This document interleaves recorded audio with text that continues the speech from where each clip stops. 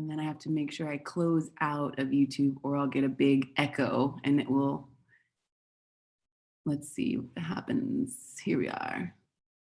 All right, I'm gonna close that out. And then I'm gonna present again here for Google Slides. I like to talk to myself and walk through text so that I just make sure I'm doing all the right things. Can you all see my presentation? Yes, great. Okay, great. So I'm just going to, I'm doing everything today. Usually I have Nicole here moderating with me, but it's a holiday here in Argentina. I'm in Buenos Aires, so she took the day off, much needed time off with her family. So I'm just going to pull everyone up here so I see who's live before we record on the cloud. And I want to just say thanks to everyone for joining. So why don't I just go ahead and start recording to the cloud? Here we are. All right. Hello, everyone. Welcome to another Chat and Learn here with PowerToFly. My name is Maryella Marie, and I'm super excited for this series. And I know that some of you are just joining us here live, and I'm going to sound like a broken record by the end of the chat, but I would love if you could turn your cameras on. I've got everyone muted upon entrance just to avoid background noise. But again, this is a roundtable discussion. I want to hear your voice. I want to help elevate your voice. I want to share my stories as well. And, you know, I'm not an expert on the Black experience at all. I believe that we all contribute to the Black experience to some extent. So it'd be nice to hear everyone's voice in this hour, especially since everyone's taking time out of their busy schedules to join us today. And for now, if you want, I really want to see this chat box moving and grooving if you all aren't coming off of mute. So feel free to drop in the chat box where you're calling from and anything about yourself that you want me to keep in mind. I'm going to be presenting some things that I find interesting, and hopefully they will inspire everyone during this crazy time because the revolution is happening and the revolution will not be televised, even though we're recording live. I'll ask you all a little later what you think that means so that we can see how you interpret that phrase. But just to jump right into some housekeeping rules, again, I've got everyone muted upon entrance just to avoid background noise, but you know, this is not meant to be, you know, a YouTube video that you just press play and hear someone speaking at you. You're here live, so please join me at any time. And I'll sound like a broken record by the end of the chat, but I just, you know, I can't stress enough. I want to hear from you. And so this is being recorded. So I know that we're living in the time of being multitaskers, but I just really invite you to be present with me today and share your voice. And then later you can rewatch this recording and, you know, take notes or find links at your leisure. So if anyone wants to keep anything anonymous, feel free to write to me privately in the chat box, and I will keep that anonymous because I know that we're going to be talking about some sensitive topics today. So I want everyone to feel like they are being heard. And you know, you have the power to share your voice. So feel free to write to me anonymously, but again, also don't, you know, write in the chat box or take yourself off of mute at any time. All right, so I'll present myself again. If you've been to any of these series so far, we launched it on Juneteenth, so a couple Fridays ago. And I really invite you all to go back and look at some of the hot topics we've been discussing. So the first one, we dove into Juneteenth and what does that mean and how can we be intentional about celebrating, you know, a big part of our history that has been left out. And I say our history, and I mean a global history. I'm from Los Angeles, but I was raised between Georgia and California, and I currently am living in Buenos Aires. I've been in Argentina since 2012. So I have some stories to share as far as I saw someone submitted offline, what's it like to be me, a person who looks like me outside of the world and in South America. So I'm happy to dive into that a little bit, and I would love to hear your stories as well. But just, you know, it's hard to define myself and what I do because I love to do a lot of things. So the easiest way for me to explain what I resonate with the most and what I'm passionate about is I call myself an artist. I believe that we're all creative beings. I believe that, you know, sometimes we just have that crossroads whether we want to nurture that side of us, that artist side, or not. And so during these chats, I really like to highlight emotional intelligence, because especially now we all work in the world of tech, you know, and we're all in front of computers, and especially with the quarantine, you know, how do we really tune into our emotional intelligence to support this revolution, and highlight, you know, what we can do really, you know, from the roots, and not just treat this as a superficial topic. So with that said, I invite everyone to, again, look over some of our past chats. The second chat that we did was, the topic was Black is trending, now what? So I'm sure that everyone's social medias and emails have been flooded with how different companies are stepping up and how people are speaking up about a lot of different issues as far as race is concerned. And so we spoke in that chat about, you know, how to just make sure that this isn't a trend and how to make sure that we hold ourselves accountable, and, you know, our peers accountable as well. And then the last Friday, we talked a little bit about systemic racism in education. We're going to dive into that a little bit more today. And I invite you all to look back at that one. I invited a guest on who has been working in public schools for about 10 years. And so she was able to give us highlights, you know, and just, you know, really take off the veil on what's going on in our system in education. Which has everything to do with how we work today, in my opinion. So I think, you know, one of the things that people are expecting is to just have a button that ends racism, or just to have like an easy solution. And that's not going to happen. You know, I don't have any step 1, step 2, step 3s on this chat. So that's why I want to treat this as a roundtable discussion. And with that said, one of the services that I'm offering, just because I'm very comfortable sharing my voice, I'm very comfortable with being uncomfortable. And I know that now a lot of people are interested in doing that. So what I'm offering is a free voice workshop just to help us speak from our truth, to speak with our true voice. There are a lot of statistics out there that you can research that show, specifically with women, how women don't speak with their true register based on, you know, societal structures and all these things. So I am super, you know, available. You can hit me up on my personal email, or you can connect with me on LinkedIn. And this is, you know, a piece of work that I feel like I have to do. I don't know if any of you are familiar with James Baldwin and his really important talk about the moral responsibility of the artist. And again, if you think of yourself as an artist or as a creative being, I invite you to listen to that, just because it will help us, you know, be more responsible and see how we can take action in these moments. So that was a really long introduction, and I'll dive into some more discussions later so I can get to know more about you all. But what I want to do right now, and what we've been doing to kick off these chats, is really just, you know, centering ourselves and coming in with clarity and with respect, because there are a lot of crazy things going on right now that have, you know, been happening for a very long time. And so just to not kind of like sweep that under the rug and you know, not talk about the elephant in the room, I like to start these chats off with a moment of silence to recognize all of the lives that have been lost, and all of the people that are continuing to fight for human rights, and who are continuing to struggle as well because of systemic oppression. So if we can just center ourselves, if you are in a place where you can connect with your gravity, put your feet flat on the ground, you can close your eyes or leave them open, and I just ask for a moment of silence, and then we'll get into the chat. So thank you.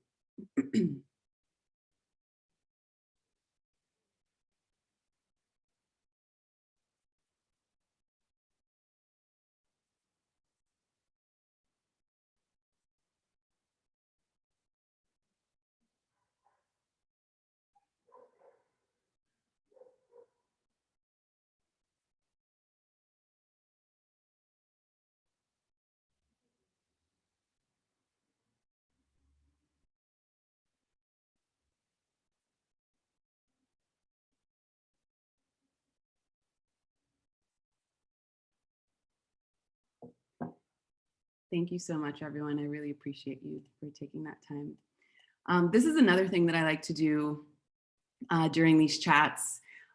We kicked it off again, like I said, for Juneteenth, and I invite everyone to rewatch that if you have the time, because I explain a little bit about the importance of this, of the B side of history, which includes a lot of poetry and art, and a lot of things that aren't really talked about.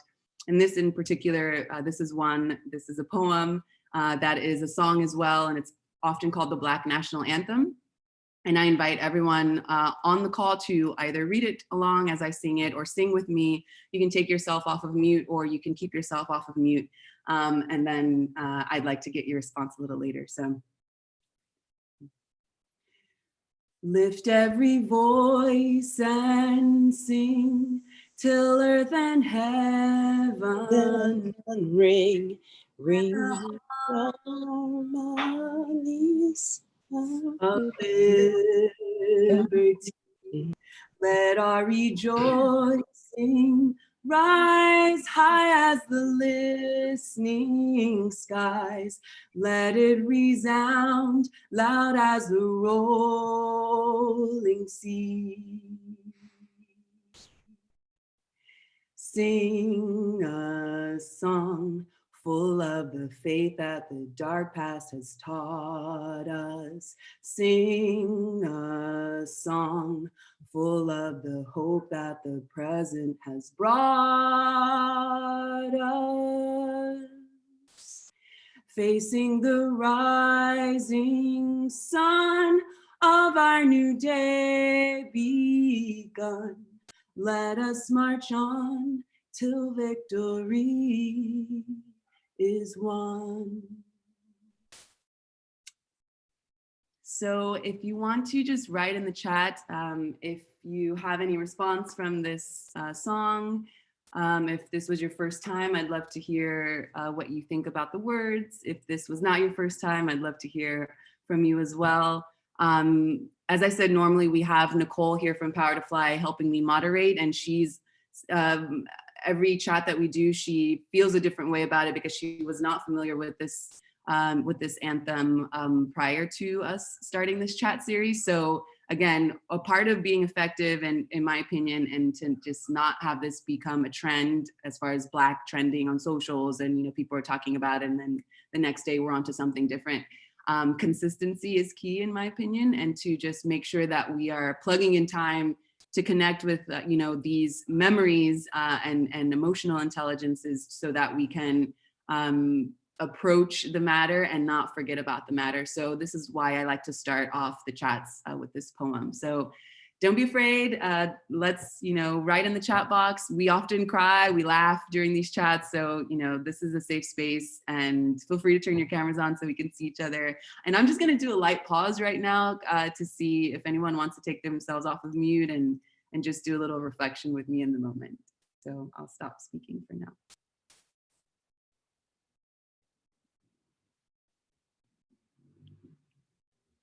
No one has anything to say?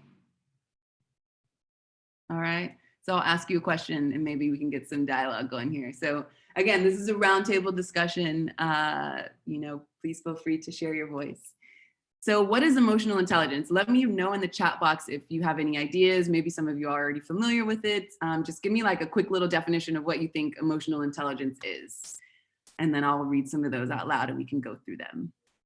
Or you can take yourselves off of mute as well.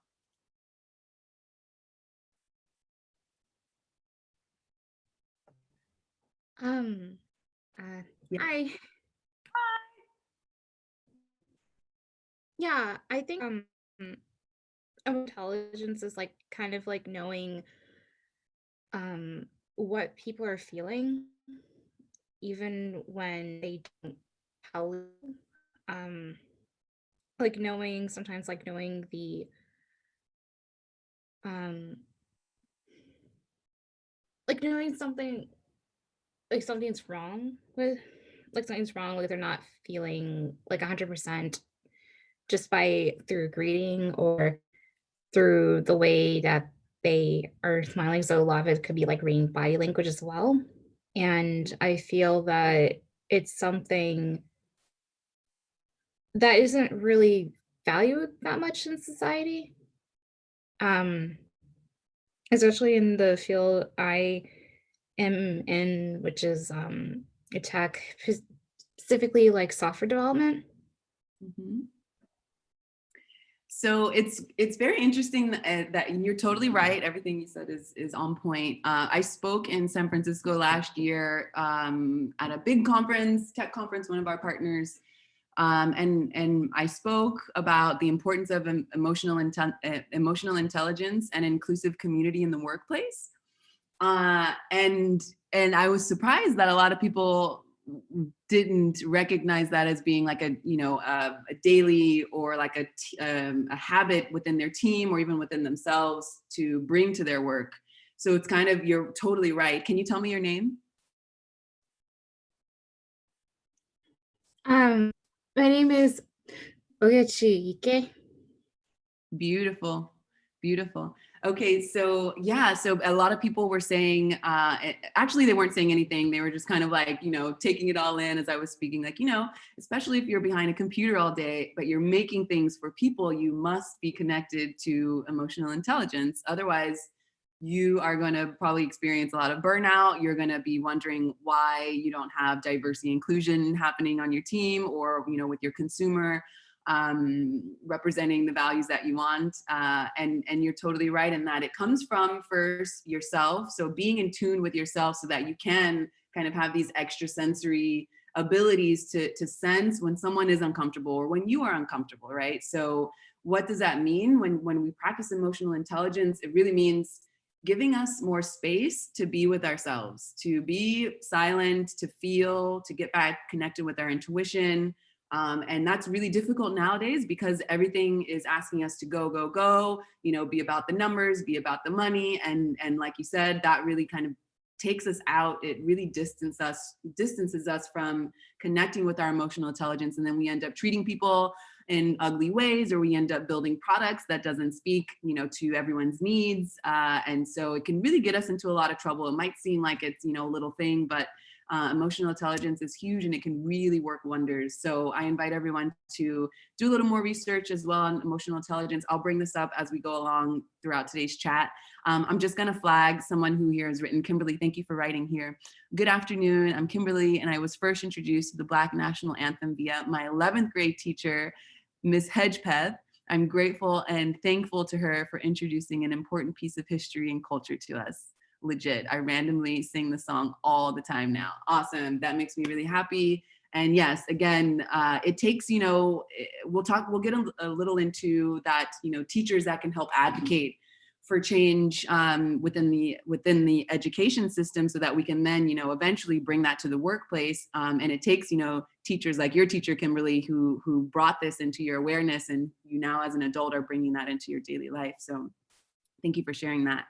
Mo has written here, part of EI to me is relating to others with empathy. Exactly. Empathy is key in emotional intelligence. And actually, one of my favorite chats that I hosted with PowerToFly was about how there is very a lack of empathy in AI, in the world of AI, and how that is extremely, dangerous essentially, and how we need to be more mindful and hold these people that are creating technology more accountable to make sure that empathy is included in the tech that they're bringing. So how can we do that? Well, a lot of people think that by diversifying your team, will automatically bring in emotional intelligence. But then of course you have to set up a reoccurring program within your team to make sure that people feel like they have the space to say the things that they need to say, and all of that. So thank you all for sharing already all of this beautiful information. I would like to know, how do you think right now in your work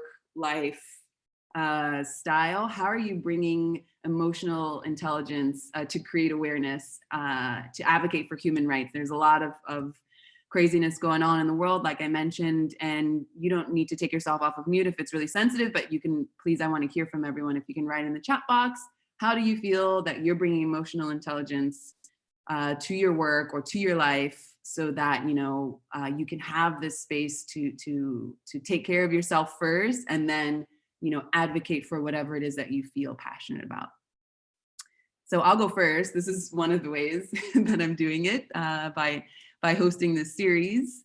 And, starting off by singing and bringing poetry and, having us connect in a different way instead of, just being so logical, left brain, bullet points, 1, 2, 3. I believe that we need to create bridges with that form of thinking. So how are you all bringing emotional intelligence to the workplace?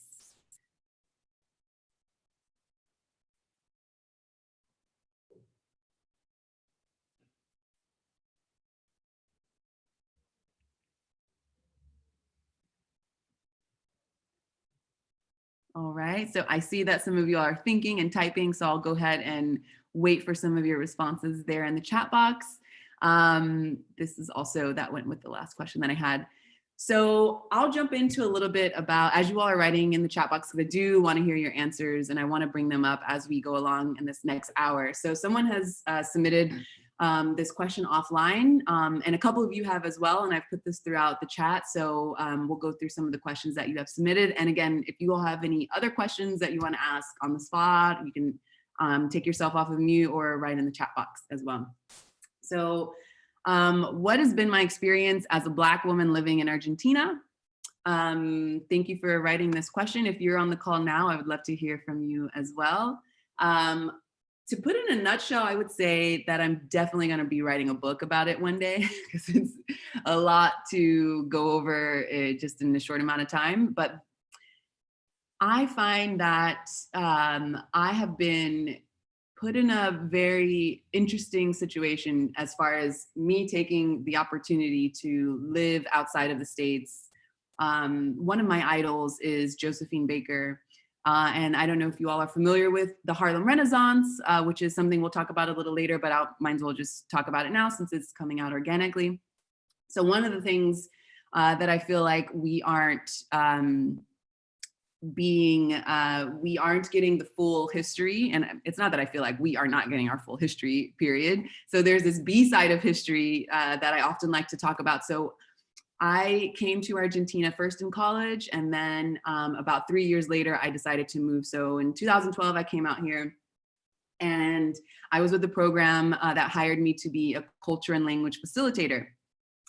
And so when I was in the provinces of Argentina, deciding like, what am I gonna teach about my culture? You know, like that was a really, I was at a crossroads there. Like I could continue to like teach kind of this, and just for lack of a better word, I'm going to say this, more of a superficial context of our history.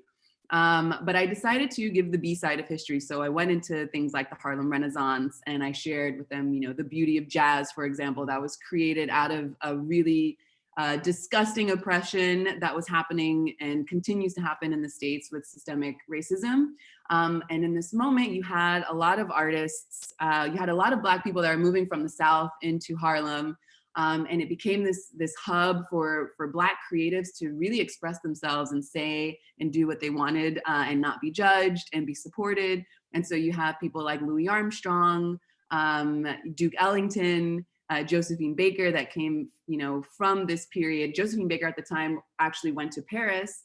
And this is why I consider her one of my idols, because she left the States, which is her home country, but she wasn't getting the respect and the love that she felt that she deserved, which is why she decided to move to another country that ended up accepting her in her totality. And she was able to be this beautiful, bright star on stage that in the States really confined her to only do these very oppressive roles in theater that I'm sure that you all have heard of, the minstrel shows.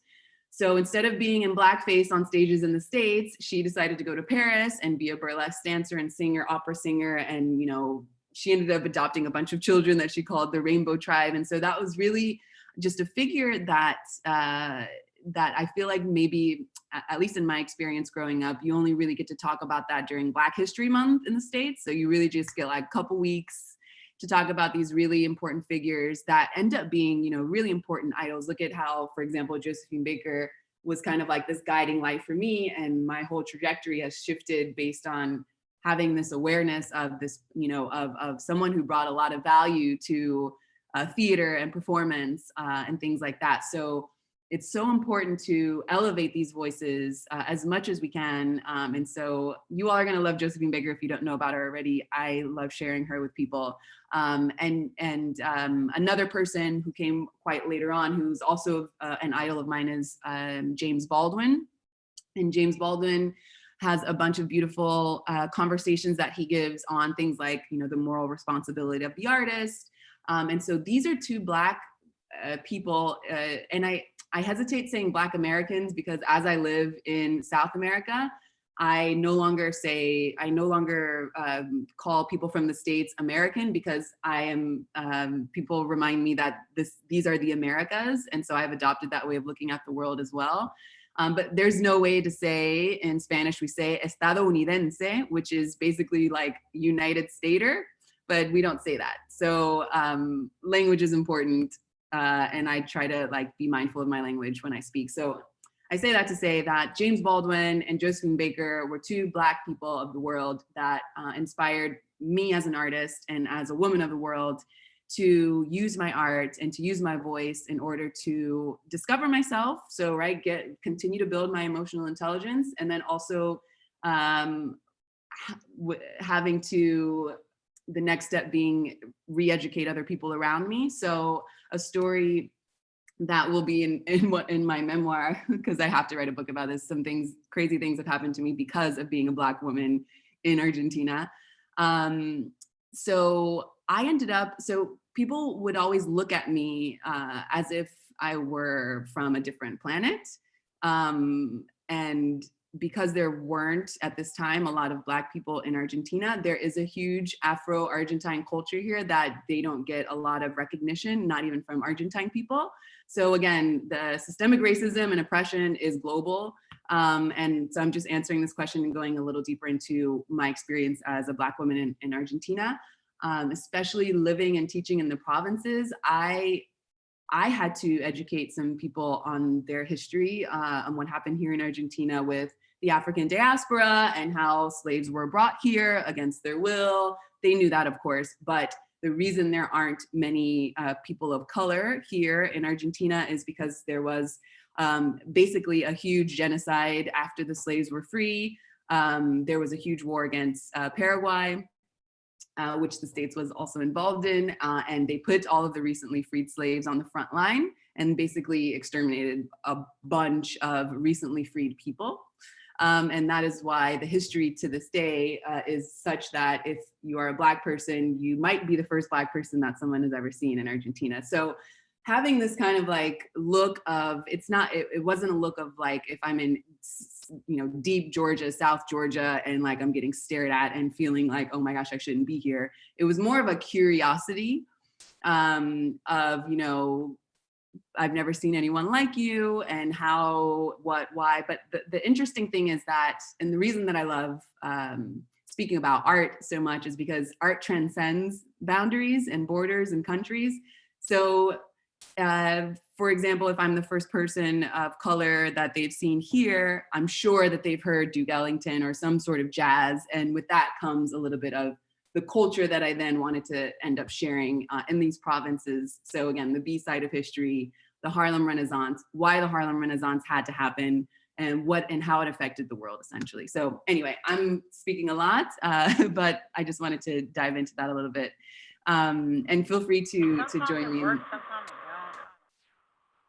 Say that again. I think Lorraine, did you want to say something? Or maybe she's off mute by accident. Okay. Well, feel free to chime in whenever you want. I'm super interested in hearing your voice. I'm just going to flag a couple of things that are here in the chat box. Thanks for sharing your story. I'm about living in Argentina. James Baldwin was also a huge inspiration to me. I too live in a Spanish-speaking country, which I moved to be a language and culture assistant. Awesome. Micaela, feel free to contact me on LinkedIn, and I would love to hear more. Or if you want to take yourself off of mute, I'd love to hear more about your story. Yeah, sure. I can take myself off mute. I won't take myself off camera because I'm in Spain right now, so it's a little bit late.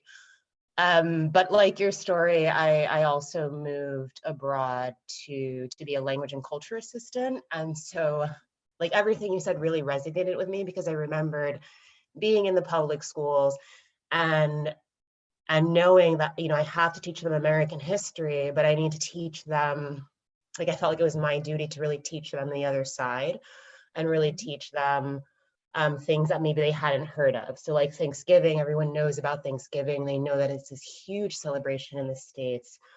But a lot of my kids and even some of my teachers really didn't know, the full story and how there are actually certain groups that don't celebrate Thanksgiving. So sharing those kinds of stories and sharing my experience, sharing the civil rights movement, and just also letting students know that they're kind of they could be included in this type of discrimination, and kind of, especially because they're Spanish speakers, they're European, so it's like a little bit different. Sometimes they think that they won't face discrimination because this is a safe space. They're essentially mostly white, but they do have Latin names.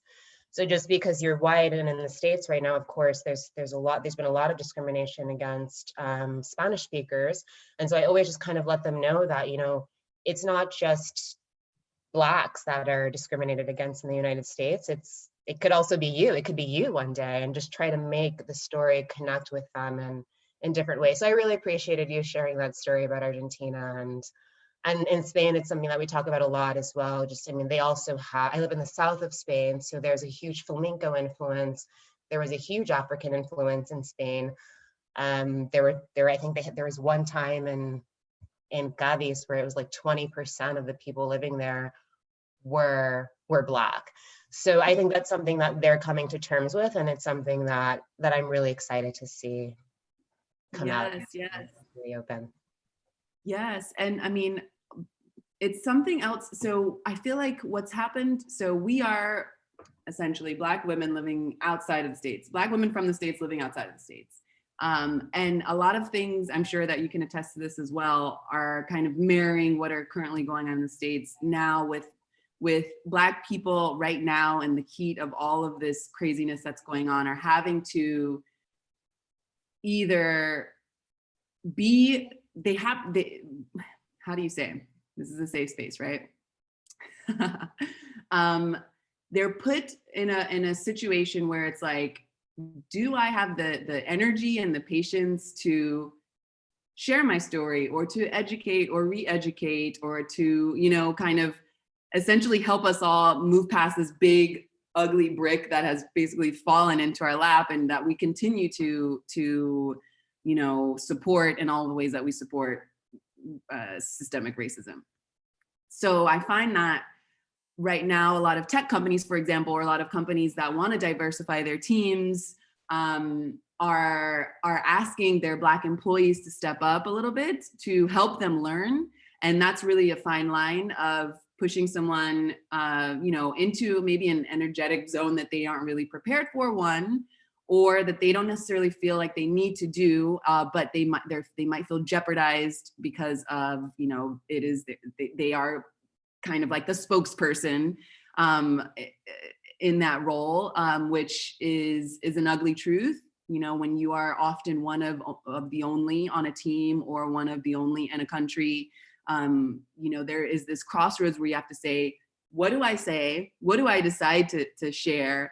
And how can I also detach myself from it so that I'm not taking on so much of other people's burdens, right? I don't know if anyone can speak to that on the call, but yeah, just the work that we're doing as far as being present, I believe that sharing our voice isn't only a physical thing. So one of the things that I go over with my voice workshops is, how do you see your voice? What does voice mean to you? And a lot of people will say the actual, sound of your voice speaking. And really it comes from a deeper place. It comes from our intuition, and that's, related to emotional intelligence. And if we could tap into our true voice, our register with our true voice and resonate with that, we could walk in the room and we don't necessarily need to say anything, and people are going to hear us, right? So our voice also takes other forms of, these presence, essentially, our presence in a space. And now we have digital space that we are occupying. So how are we sharing our voice in the digital space, and how are we representing or not, and how are we, supporting, the movement to help heal, essentially, and to grow. So thank you for sharing that story, Maryella. I would love to be in touch with you. I also studied in Spain a long time ago, but in Valencia, Spain. So I didn't get a chance to go to the south.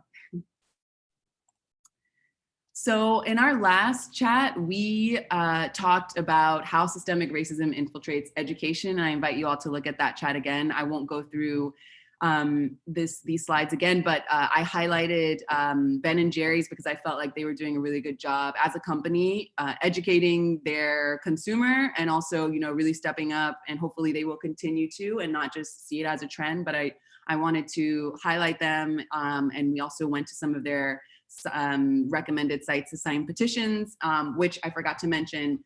About 10 minutes to the end, we will sign petitions together and we will act together. So that we are actually, listening and then making action together. Let's see here. Actually, I think I just clicked on the link. So I'm going to go back to this presentation. Sorry about that, y'all. In the meantime, if anyone wants to chime in and let me know what you all think here, that would be nice. Having some tech issues. 1 second.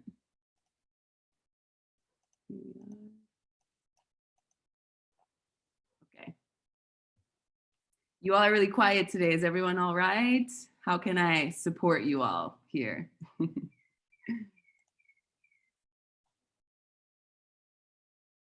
All right, let me know if you can see my screen now.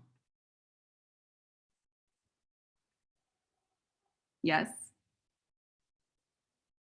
Great. Yes. Awesome. Thank you all so much. So this is something I just wanted to highlight because I know that, so in our last chat, we went through just how there's the pipeline of, systemic oppression in education and how that leads to a lot of disproportionately Black people going to prisons. And so this is just an excerpt that I wanted to highlight, and I'll read it here, and I would love to hear your feedback after. I'll hold for a light pause as we reflect together so that you can tell me your feedback. Maybe some of you have had these experiences as well. I don't know if some of you are teachers or have taught or have kids. Everyone can, I think, chime in on this. So less than 20% of teachers in the United States public schools are folks of the global majority, while over 50% of their student population are. Teachers are more likely to send Black and brown students to detention for being, quote, disrespectful. This is supported by rules that won't let students wear natural hairstyles, curriculums that don't reflect our cultures, and a teaching force that is predominantly white. Black, Asian, Indigenous, biracial, and multiracial children are twice as likely as their white classmates to be referred to law enforcement from their schools or even arrested at their schools. Students can be arrested for, quote, disorderly conduct, which can be anything from repeatedly speaking out in class and not handing in your phone to getting into a physical fight with another student. Anything that can disrupt the, quote, normal teaching day. In the UK, only 1.5% of Cambridge and 1.2% of Oxford University first-year students were folks of the global majority in 2017. While this percentage is much higher in the US, Black and Latinx folks are still represented less than white students.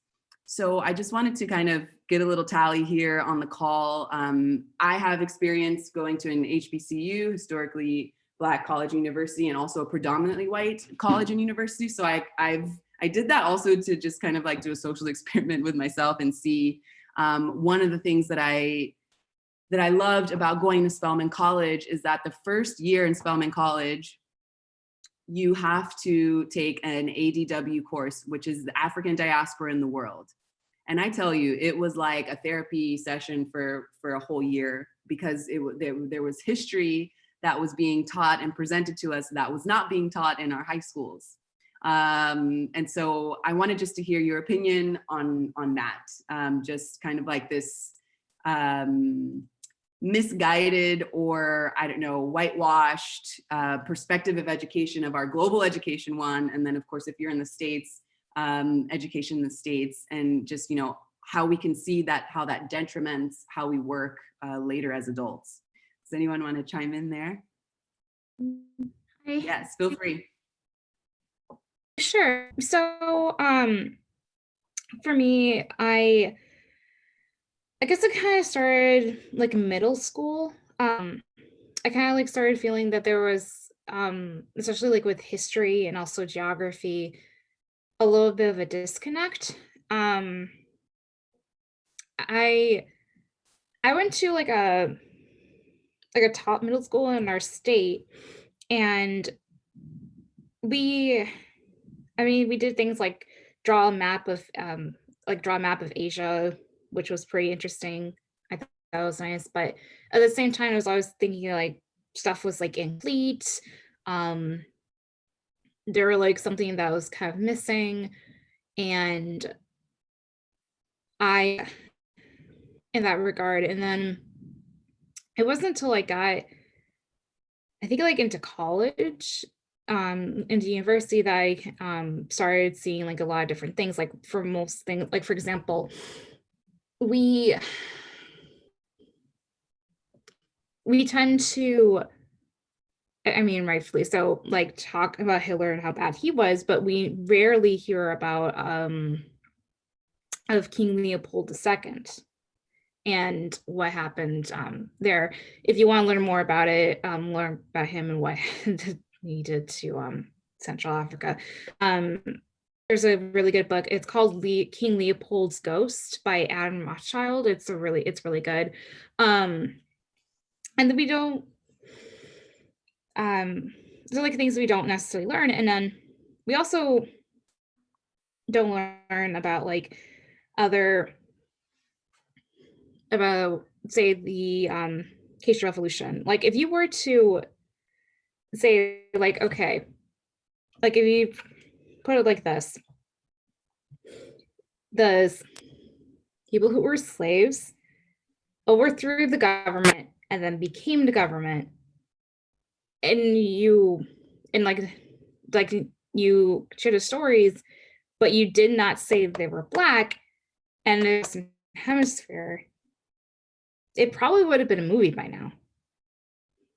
And it was like kind of things like you kind of learn more, like for me, like learning a lot about like for example, also like the Black Panther Party, which was,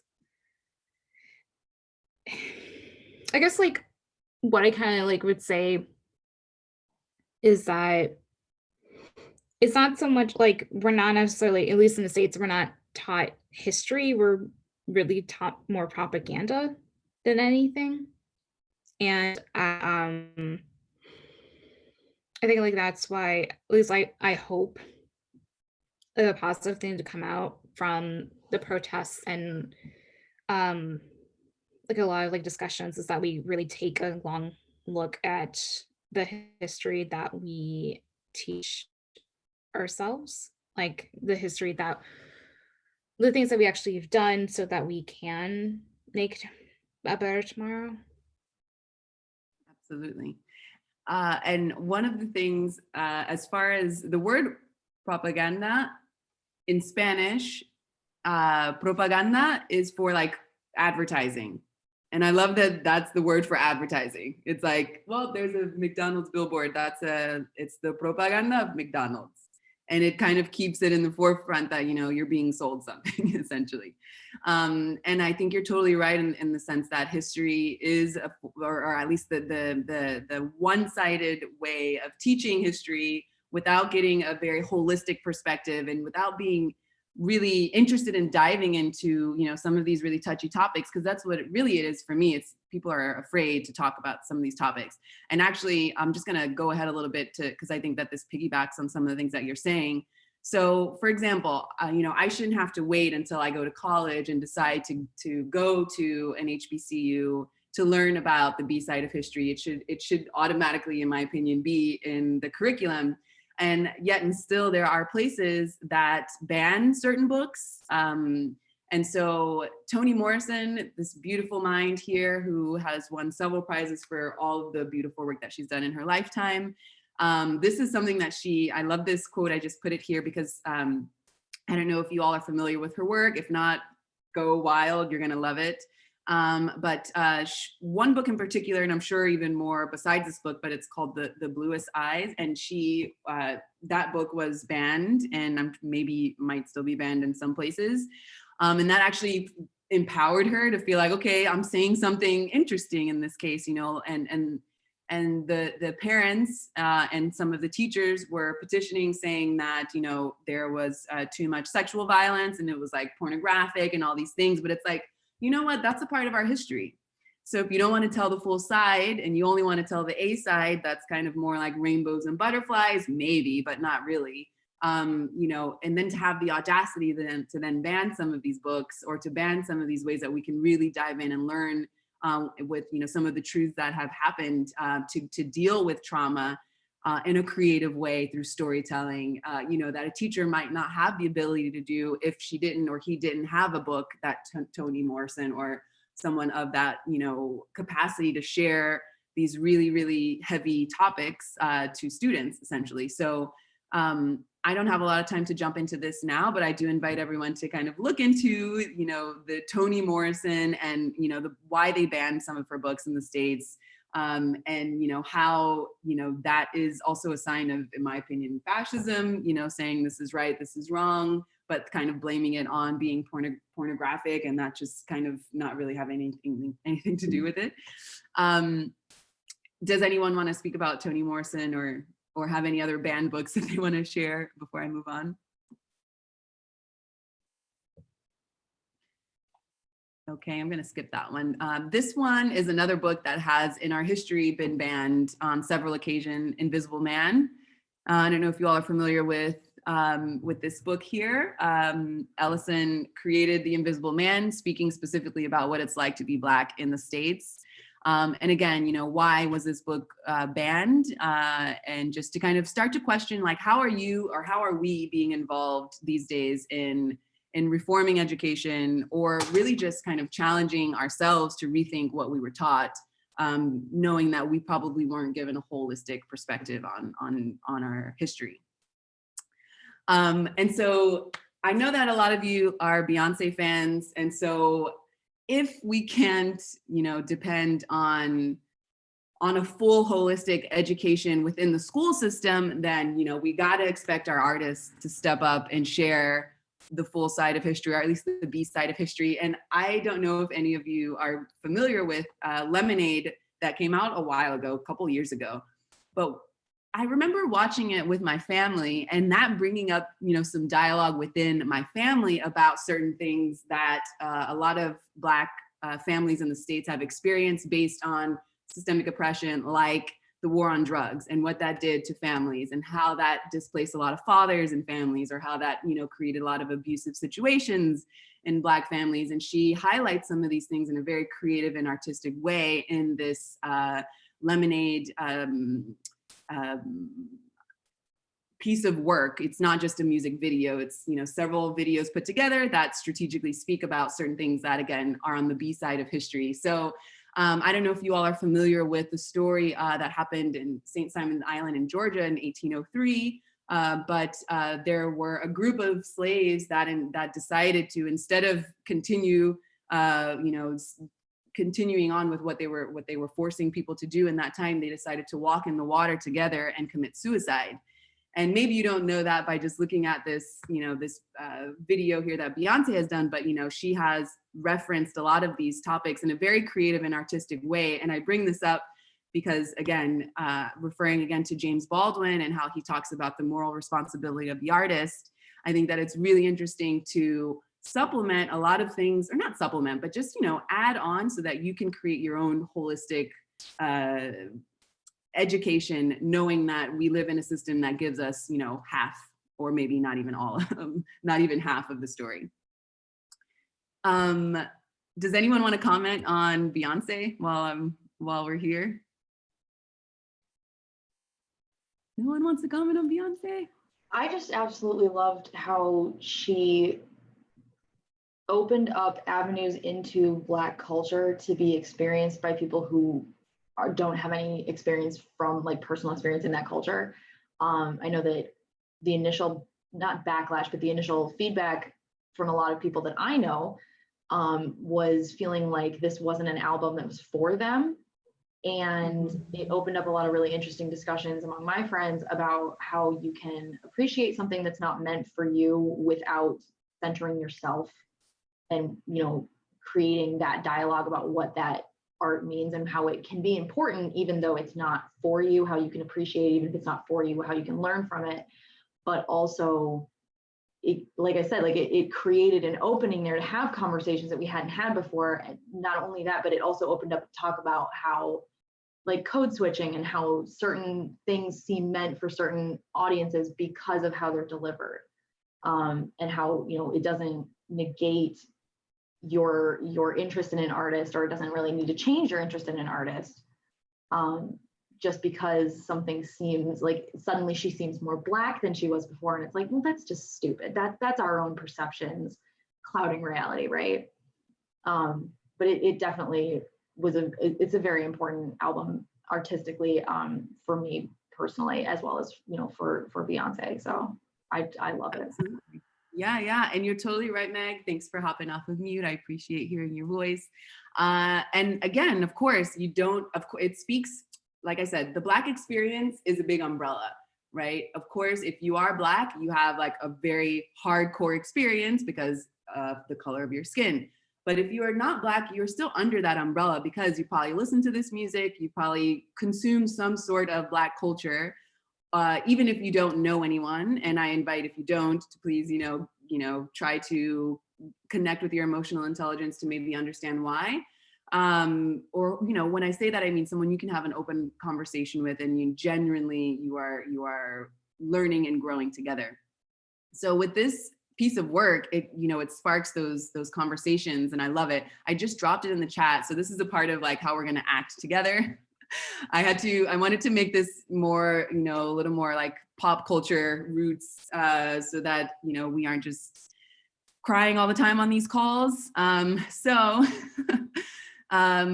This, when I found out when Beyonce did this beautiful piece of work, and you can love her or you can hate her, that's really not up for top discussion right now, but the work within the syllabus is what I want to speak about. So this woman, I invite you all to follow her, Candice Benbow. She produced this beautiful piece of work, and I actually then, connecting to my emotional intelligence, I invited a group of friends over to have a viewing discussion. So we watched it on a projector, we watched the whole Lemonade, and then we talked about it. And we were a mixed group of people in Argentina. So people from the States, Black and white, people from Argentina of different colors. And so this is like one of the ways that I would say, if you can, of course, now we're in a quarantine, global quarantine, so it's a little difficult to do it in person, but you know, start having some book club discussions or do something fun, like, you know, watch Lemonade with your friends and like go through this syllabus that also has beautiful references on, for example, can you all see my screen okay? I just want to make sure. Okay, awesome. So here you have a bunch of different authors that she's put together in the syllabus based on different parts of the film. So fiction and literature. She's got some nonfiction and autobiography here, Maya Angelou, and a lot of other beautiful people who have, you know, who have that B side of history to offer. Let's see, I think I skipped that page that I wanted. No, here it's this one. Okay, so again, some more work that you can see here from different authors that she has listed. I mean, for me, it's really, you know, Dark Matters on the Surveillance of Blackness, Globalization and Race, Shapeshifters, Black Women, Writing and Identity. I mean, you know, if you really want to find some really beautiful work to dive in and understand the B side of history that maybe, you know, our predominantly white schools didn't teach us for whatever reason, I definitely offer this material up to you so that you can have fun as well with it, you know, and have some lemonade, because life is throwing us lemons these days and we got to try to make it work. So again, I dropped this in the chat, and I invite everyone to download this, and, you know, even go through it on your own, or invite, you know, a friend or two to go through this. I have not gone through all of the resources and material, so maybe this is an opportunity for me to do that. And if anyone wants to do it with me personally, let me know.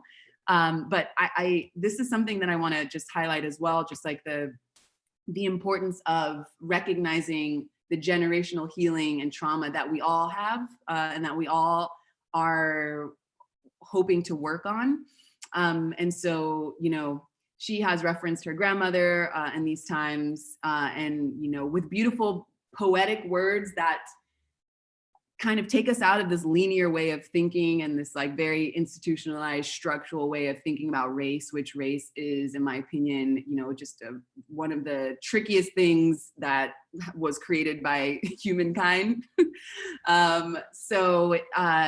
Poetry and connecting with your emotional intelligence using poetic language, or, you know, looking at some creative dialogue to help spark conversations and to have, you know, maybe an internal dialogue or speak with someone else. I just love that she says here, grandmother, the alchemist, you spun gold out of this hard life, right? And so imagine just bringing this quote up to your friends or to whoever you're having this book session or viewing session with on Lemonade, and you know, you can probably spend a whole 30 minutes or an hour just kind of reflecting on that.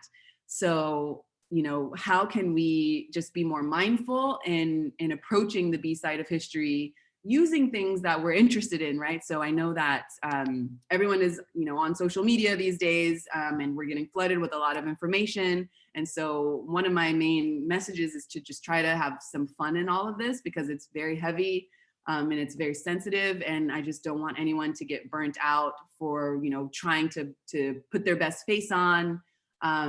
Like even today, to be like full disclosure, I'm not feeling 100%. But I was super happy to come here and speak with you all, because this is a part of me. You know, I want to share my voice, and I want to be, you know, having these conversations because I feel like they're important, and also it gives me energy. So thank you for coming and sharing time with me. And with that said, we've got 2 minutes left. I can't believe it. I'd like to do just 2 more quick things before we go off. So I really appreciate everyone sharing time. I'm going to drop in the chat box. Let me just find the links here. Since we usually take the last couple of minutes to act together, so that we are not just listening and we are just, you know, creating movement together, I'm going to drop a link here so that we can, if you feel called to it, that you can sign along, sign with us here. So there's one there. And when you have that open, if you can drop a 1 in the chat box so that I can see, that you've got it. Awesome. I'm just gonna also share my screen so you can see. Awesome, great, thanks everyone. Okay, so of course we know about all of this that's going on with how do we reallocate money so that, you know, more people are being taken care of and not killed. So this petition that is being presented by ACLU is helping us to share our voice with signing this petition to invest in Black and Brown communities and divest from the police. So if you agree with that, I'm just gonna walk through with you and sign along. And when you finish, if you wanna just write in the chat box, maybe do an exclamation point so I can know you're done.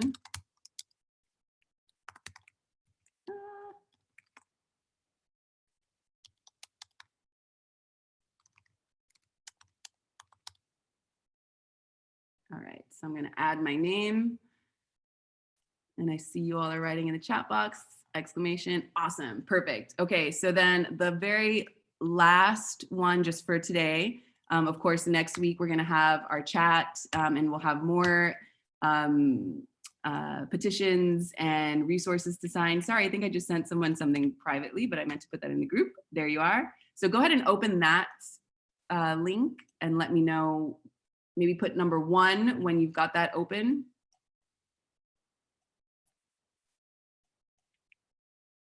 Awesome, and then go ahead and sign it and then put an exclamation point when you've got it signed.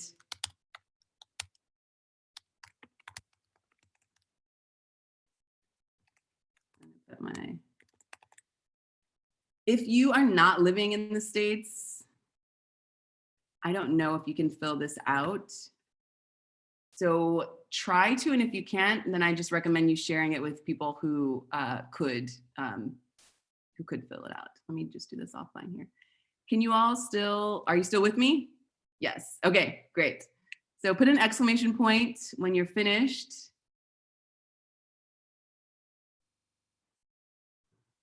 And great, so we have signed 2 petitions together. We have unveiled the syllabus of Lemonade, and I hope that you all find that interesting. At least pick one book on there that you can kind of dive into. And I wanted to say thank you for joining me today. Again, like I said, I was feeling a little overwhelmed with everything that's going on. And I know that we all have those up and down moments. So I'm so happy to just be very transparent about that.